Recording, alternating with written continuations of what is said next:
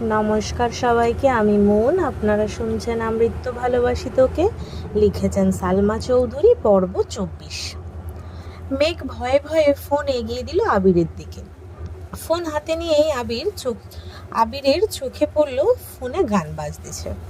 কি নেশা ছড়ালে, কি মায়ায় জড়ালে। আবির তীক্ষ্ণ দৃষ্টিতে মেঘের দিকে তাকিয়ে পুনরায় ফোনের মনোযোগ দিল। কয়েক মুহূর্ত পর অষ্টাদশীর ফোনে ছবি সহ নিজের নাম,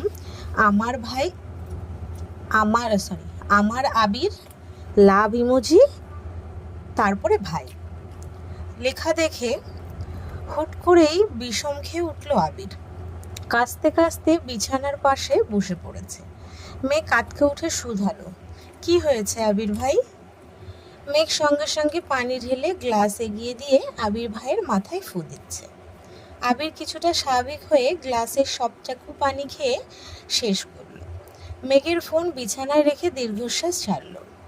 গ্লাস মেঘকে দেওয়ার সঙ্গে সঙ্গে এক পলক তাকালো অষ্টাদশীর মুখের পানে। এমন কাণ্ডে হাসবে নাকি রাগ করবে সেটাও বুঝে উঠতে পারছে না আবির। কিছুক্ষণ বসে উঠে যাওয়ার সময় গম্ভীর কণ্ঠে বলল, আমার নাম্বার তো তোর ফোনে আছেই, তাহলে মামুনিকে দিয়ে, মিমকে দিয়ে কেন কল দেওয়াতে হয়? তুই কল দিতে পারিস না? মেঘ জিহ্বায় কামড় দিয়ে মাথা নিচু করে দাঁড়িয়ে আছে। দুপা এগিয়ে আবির পুনরায় থমকে দাঁড়ালো। ঘাড় ঘুরিয়ে চেয়ে রাশভারী কণ্ঠে বলল, ভণ্ডামি বাদ দিয়ে পড়াশোনায় মনোযোগ দে। কথাটা বলে এক সেকেন্ডও দাঁড়ায়নি, বেরিয়ে পড়েছে রুম থেকে। মেঘ বিড়বিড় করে বলছে, সর্বনাশ, নাম্বার সেভ করা দেখে বিষম খেলেন উনি। মেঘ তাড়াতাড়ি বসে নাম্বারটা বের করলো। একবার ভাবলো নামটা পাল্টাবে, পরেক্ষণেই মনে হলো যা দেখার তো দেখেই ফেলেছে, এখন আর পাল্টালে কি হবে।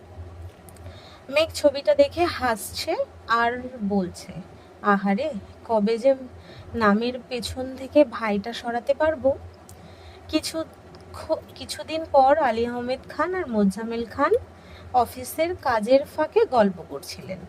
গল্প না ঠিক, দুই ভাই নিজেদের সুখ দুঃখের কথা শেয়ার করছিলেন। মোজাম্মেল খান আর আলী আহমেদ খান ছোট থেকেই বন্ধুর মতন।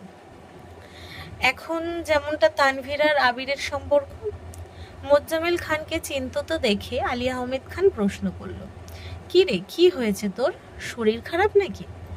মোজাম্মেল খান চিন্তিত স্বরে বললেন, মেঘকে নিয়ে খুব চিন্তায় আছি ভাইজান। আলী আহমেদ খান গম্ভীর কণ্ঠে শুধালো, মেঘ মাকে নিয়ে আবার তোর কিসের চিন্তা? কত লক্ষ্মী একটা মেয়ে। মোজাম্মেল খান তপ্ত স্বরে বললেন, সামনে ভার্সিটি পরীক্ষা, মেডিকেল পরীক্ষা, তানভীরটা তো ঠিক মতো পড়লই না। এখন সব আশা ভরসা তো মেঘকে নিয়ে। আলী আহমেদ খান ভাইকে সাহস দিয়ে বললেন, আরে চিন্তা করিস না, ইনশাল্লাহ চান্স হয়ে যাবে। না হলে কত কত প্রাইভেট বিশ্ববিদ্যালয় আছে, ওইগুলোতে পড়াবো, সমস্যা কি? মোজাম্মেল খান মন খারাপ করে বললেন, আমি তো চাই মেয়েটা মেডিকেলে পড়ুক। আলী আহমেদ খান হাসি মুখে উত্তর দিলেন, ভাগ্যে যা আছে তাই হবে, দিন শেষে ওরা মানুষ হলেই হলো। আমার আর কোনো চিন্তা নেই। মোজাম্মেল খান এবার একটু ঠাট্টার স্বরে বলে উঠলেন, হ্যাঁ, তোমার আর চিন্তা কি? তোমার ছেলে তো পড়াশুনো শেষ করে তোমার কথা মতো ব্যবসায় জড়িয়ে গেছে, তোমার তো খুশি লাগবেই। আলী আহমেদ খান ভাইয়ের কথায় সশব্দে হেসে উঠলেন। হাসতে হাসতে বললেন, আমার ছেলে আমার কথা মেনে অফিসে আসছে, এটা দেখছিস। সাথে নিজের মর্জি মাফিক কোম্পানি শুরু করেছে, বাইক কিনলো, রাত বিরেতে বাড়ি ফেরে, নিজের মতো চলে, এগুলো নিয়ে তো কিছু বললি না। সেসব কথা বাদ দে। আমার ছেলে আর তোর ছেলে বলতে কিছুই নেই। আমরা যেমন মিলেমিশে আছি, আমি চাই আমাদের সন্তানরাও সারা জীবন মিলেমিশে থাকুক। মোজাম্মেল খান হাসি মুখে উত্তর দিলেন, দয়া করি তাই যেন হয়। এরকমে আবির দরজায় দাঁড়িয়ে বলল, আসবো? আলী আহমেদ খান তাকিয়ে বললেন, হ্যাঁ আসো। তোমাদের কতদিন বলেছি আমার রুমে আসতে অনুমতি নিতে হবে না। আবির ভারী কণ্ঠে উত্তর দিল, আপনারা কথা বলছিলেন, হুট করে ঢুকে পড়াটা ভালো দেখাবে না, তাই ভেতরে ঢুকিনি। মোজাম্মেল খান বললেন, আমাদের সব কথা তো তোমাদেরকে নিয়েই। তোমরা ভালো থাকো, এটাই তো চাই। চাচ্চুর দিকে চেয়ে আবির মুচকি হাসলো, তারপর আব্বুর দিকে একটা ফাইল এগিয়ে দিয়ে বলল, সময় করে ফাইলটা একটু দেখে নিয়েন প্লিজ। আবির যাওয়ার জন্য পা বাড়ালে আলী আহমেদ খান ডেকে উঠলেন, শোন। আলী আহমেদ খান ছেলের দিকে তাকিয়ে নরম স্বরে বললেন, দুই অফিস সামলাতে খুব কষ্ট হচ্ছে। আবির মৃদুস্বরে উত্তর দিল, না সমস্যা নেই, কষ্ট না করলে আপনাদের মতো সাকসেসফুল কিভাবে হব। আলী আহমেদ খান নিঃশব্দে হেসে বললেন, সব বাদ দিয়ে কাজ করলে তো হবে না, নিজের যত্ন নিতে হবে। অফিস শেষেই বাসায় যাবে না। আবির ঠান্ডা কণ্ঠে বলল, 5-10 মিনিট পর বেরিয়ে যাব। আবির বাবার কেবিন থেকে বের হয়ে নিজের কেবিনে চলে গেছে। মোজাম্মেল খান আর আলী আহমেদ খান ফাইল চেক করে রেখে বেরিয়ে বাসায় যাওয়ার উদ্দেশ্যে। ড্রাইভার গাড়ি নিয়ে আসতে আসতে আলী আহমেদ খান হঠাৎই শায়রিয়াকে দেখে কিছুটা এগিয়ে গিয়ে উচ্চস্বরে ডাকলেন, এই শায়রিয়ার কাছেই একটা দোকানে কি কিনতেছিলেন। আলী আহমেদ খানকে দেখে এগিয়ে এসে সালাম দিয়েছে। আলী আহমেদ খান সালামের উত্তর দিয়ে বললেন, কেমন আছো তুমি? শায়রিয়ার হাসিমুখে উত্তর দিলেন, জি আলহামদুলিল্লাহ ভালো, আপনারা কেমন আছেন? দুই ভাই সস্বরে বলে উঠলেন, আলহামদুলিল্লাহ ভালো। আলী আহমেদ খান স্বাভাবিক কণ্ঠে প্রশ্ন করলেন, তুমি যে অসুস্থ ছিলা, সুস্থ হয়েছ? শায়রিয়ার মনে মনে বিড়বিড় করে বলল, ছেলে মেরে হাসপাতালে পাঠাইছে আর এখন বাপের খবর নিচ্ছে, ভালোই। আলী আহমেদ খান পুনরায় বলে উঠলেন, তুমি যদি বলতে আমাদের বাসা দূরে হয়ে যায় তোমার জন্য, আমি পেমেন্ট বাড়াতাম, কিন্তু তুমি তো কিছুই জানালেও না। শায়রিয়ার শুধু বলছে, না মানে। অমনি চোখ পড়েছে অফিস গেটের সামনে দাঁড়ানো আবিরের দিকে। চোখ রাঙিয়ে তাকিয়ে আছে শায়রিয়ার দিকে। মোজাম্মেল খান গম্ভীর স্বরে বললেন, কি হলো? শায়রিয়া ঢুক গিলে ধীর কণ্ঠে জানালো, অসুস্থ ছিলাম তাই জানাতে পারিনি। এটা কি আপনাদের অফিস আঙ্কেল? আলী আহমেদ খান হাসি মুখে উত্তর দিলেন, হ্যাঁ। আসো ভেতরে, চা কফি খেয়ে যাও। শায়রিয়ার মাথা নেড়ে না করলো আর মনে মনে বলল, আগে জানলে এই রাস্তায় আসতামই না, আবার অফিসে বসে চা কফি খাবো। আমার মায়ের খেতে চাই না। শায়রিয়ার চোখ তুলে চাইতেই দ্বিতীয়বার চোখাচোখি হলো আবিরের সাথে। আবির রাগে কটমট করছে। শায়রিয়ার তাকাতেই আঙুল দিয়ে ইশারা করলো চলে যেতে। শায়রিয়ার বাধ্য ছেলের মতো বিদায় নিয়ে সেখান থেকে কেটে পড়ল। আলী আহমেদ খান আর মোজাম্মেল খান ঘুরতেই আবির হেলমেট পরতে ব্যস্ত হলো। মোজাম্মেল খান আবিরকে দেখে বলে উঠলেন, ছেলেটা মেঘের জন্য টিউটার ঠিক করা হয়েছিল, তুমি আসার পরেই তো পড়াতে গিয়েছিল, চিনতে পারোনি? আবির গম্ভীর কণ্ঠে উত্তর দিল, কি জানি, খেয়াল নেই। আলী আহমেদ খান ভাইয়ের দিকে চেয়ে জানালেন, ছেলেটা পড়াবে বললে তো পেমেন্ট বেশি দিয়ে হলেও রাখতাম, বলতে তো পারতো। আবির ভারী গলায় কপাল কুঁচকে বলল, ছেলে যদি পড়াতে না চায় তাহলে জোর করার কি দরকার? তাছাড়া নতুন টিউটর তো শুনলাম ভালোই পড়াচ্ছে।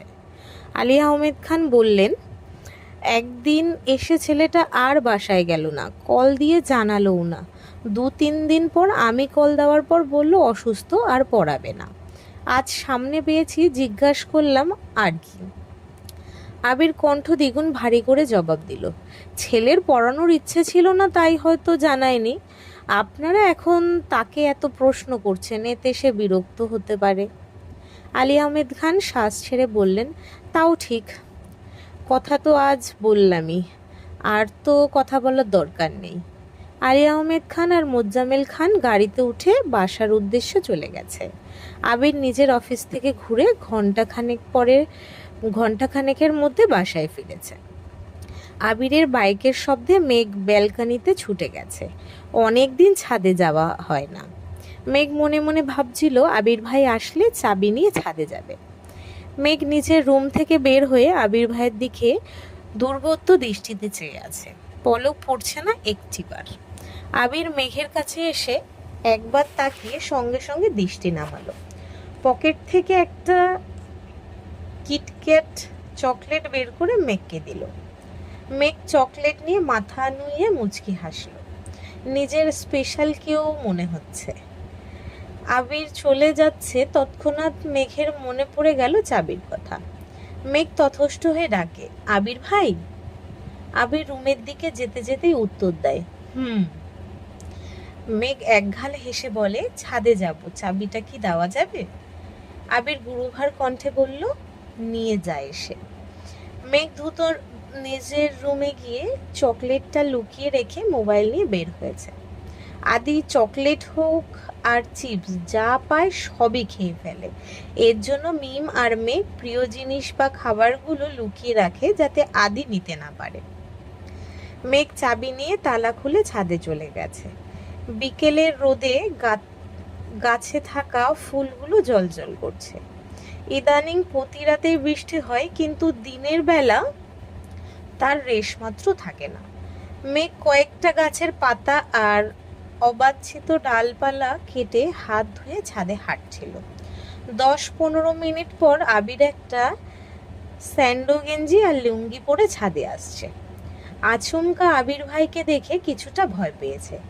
তবে দেশে ফেরার পর এই প্রথমবার আবির ভাইকে লুঙ্গি পরা দেখে মেঘ দাঁত কেলিয়ে হেসে উঠল। হাসি যেন থামছেই না, বরং হাসির তীব্রতা ক্রমশ বেড়েই যাচ্ছে। আবির কপাল কুঁচকে তাকালো। আবিরের চাউনিতে মেঘ চিবুক নামিয়ে মুখে হাত চেপে হেসেই যাচ্ছে। আবির কপাল কুঁচকে প্রশ্ন করল, এভাবে হাসছিস কেন?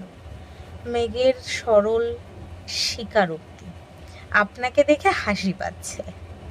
আবির বিরক্ত হয়ে বলল, এভাবে হাসছিস যে, তোর তানারা ধরবে নে? অকস্মাৎ মেঘের মুখ বন্ধ হয়ে গেল। ঘাড় ঘুরিয়ে এদিক সেদিক তাকিয়ে দেখছে। মেঘের কাণ্ড দেখে আবির মুচকি এসে ছাদের কর্নারে সিঙ্গেল সোফায় গিয়ে বসে পড়েছে। সূর্যের আলো ধীরে ধীরে কমতে শুরু করেছে। মেঘ সঙ্গে সঙ্গে চুল বেঁধে মাথায় ঘুমটা টেনে ধীর পায়ে আবির ভাইয়ের কাছে গিয়ে দাঁড়িয়ে পড়েছে। আবির ফোনে কথা বলছে আর মেঘ ছাদের রেলিং ঘেঁষে দাঁড়িয়ে এক দৃষ্টিতে আবির ভাইকে দেখছে। প্রথম দেখে হাসলেও এখন মেঘের ভালোই লাগছে। শক্তপোক্ত উন্মুক্ত বাহু দেখেই মনে হচ্ছে জিম করে এমন বডি বানিয়েছেন। প্রশস্ত বুকের লোমগুলো হালকা হালকা দেখা যাচ্ছে। আবির ভাইকে এভাবে দেখে মেঘের বুকের ভেতর ধুকপুক শুরু হয়ে যাচ্ছে। আবির ভাইয়ের হাতে মেহেন্দি দেওয়া থাকলেই এখন নতুন জামাই লাগতো। এটা ভাবতেই মেঘের মুখ লজ্জায় লাল হয়ে গেছে। আবির ভাইয়ের শ্যামবর্ণের মুখশ্রী সর্বক্ষণ মেঘের মস্তিষ্কে ঘুরপাক খায়। চোখ বন্ধ করলেও সেই তামাটে চেহারা চোখের সামনে ভেসে ওঠে। মেঘ বিড়বিড় করে বলল, ডুবে ডুবে ভালোবাসি, আপনি না বাসলেও আমি বাসি। মেঘ চুপি চুপি আবির ভাইয়ের 2-3টা ছবিও তুলে নিয়েছে। আবির কল কেটে মেঘের দিকে চেয়ে ঠান্ডা কণ্ঠে বলল, এখানে দাঁড়িয়ে আছিস কেন, রুমে যা। মেঘ আহ্লাদি কণ্ঠে বলল, একটু থাকি না প্লিজ। আবির আর কিছুই বলল না। আহ্লাদি কণ্ঠে মেঘ কিছু বলবে আবির কখনোই না করতে পারে না। এই সেই ললনা যার সামান্যতম আবদারও আবির ফেলতে পারে না। আবিরের সমস্ত পৃথিবী একদিকে আর অন্যদিকে তার স্প্যারো। আবির চোখ বন্ধ করে সোফায় হেলান দিয়ে বসে আছে। বেশ খানিকটা সময় মেঘ আবির ভাইকে সরু নেত্রে নিরীক্ষণ করে ধীর কণ্ঠে ডাকলো, আবির ভাই। আবির চোখ বন্ধ করেই জবাব দিল, মেঘ উদ্বিগ্ন কণ্ঠে শুধালো, আপনার কি মন খারাপ? আবির মেঘের দিকে তাকিয়ে মুচকি হেসে উত্তর দিল, কই না তো। মেঘ কিছু বলতে যাবে তার আগেই আবির বলে উঠল, আজান পড়বে কিছুক্ষণের মধ্যে, তোর একটু থাকার ইচ্ছে মিটলে রুমে যা। মেঘ বাধ্য মেয়ের মতো চুপচাপ রুমে চলে গেছে। আবির মনে মনে বলছে, আমি তো তোর সাথে জীবনের প্রতিটা সূর্যোদয় সূর্যাস্ত দেখতে চাই, তার জন্য অনেক ঝড়ঝাপটা পেরোতে হবে। যাই হয়ে যাক, একদিন তোকে আমার করে নিবই ইনশাল্লাহ। হঠাৎ এক বৃহস্পতিবারে মেঘার বন্যা কোচিং থেকে বের হতেই দেখতে পেল আবির ভাই বাইকের সামনে দাঁড়িয়ে আছেন। মেঘকে বের হতে দেখে আবির কিছুটা এগিয়ে আসলো। আবির বন্যার দিকে চাইতেই চোখাচোখি হলো দুজনের। বন্যা হাসি মুখে বলল, আসসালামু আলাইকুম। আলাইকুম ভাইয়া, কেমন আছেন? আবির স্বভাব সুলভ গম্ভীর কণ্ঠে উত্তর দিল, ওয়ালাইকুম আসসালাম, আলহামদুলিল্লাহ ভালো। তুমি কেমন আছো? বন্যা উত্তর দিল, আলহামদুলিল্লাহ ভালো। আবির স্বাভাবিক কণ্ঠে প্রশ্ন করল, তুই তো বন্যা? বন্যা বলে, জি ভাইয়া। বন্যা পুনরায় বলে উঠল, আমি আসছি ভাইয়া, ভালো থাকবেন। আসছি মেঘ। কথাগুলো বলে বন্যা কোনো রকমে পালালো ওখান থেকে।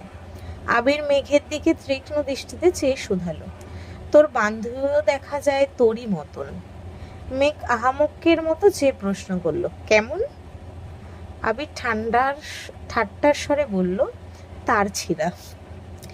মেঘ ভুরু কুচকে বলল, মোটেই না। মেঘ ভেঙচি কেটে গাল ফুলিয়ে দাঁড়িয়ে আছে।